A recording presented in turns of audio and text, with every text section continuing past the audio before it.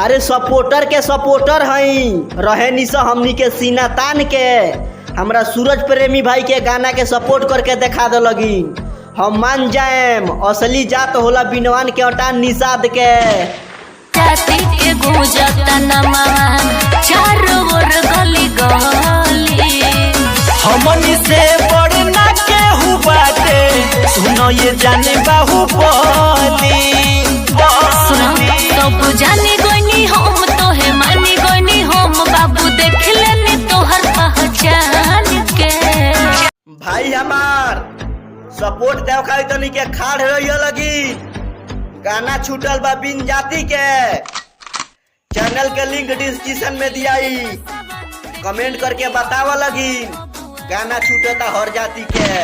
सब जतिये आपस में मिल जाई रे तब टक्कर ना ले बिना के सब जतिये आपस में मिल जाई रे। बेटा अपना जाति के हम शेर हई कोनो टक्कर ना ले पाई है बिनवान से।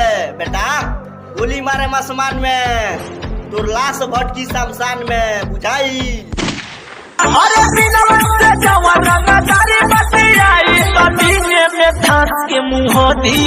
अरे प्रमोशन पर प्रमोशन धारा पर धारा कौन ऐसा जात बाटे रे है बिन जी के लड़का ओकरा के मरला नहीं के दोबारा। सब जतिये आपस में मिल जाई रे तब टक्कर ना ले।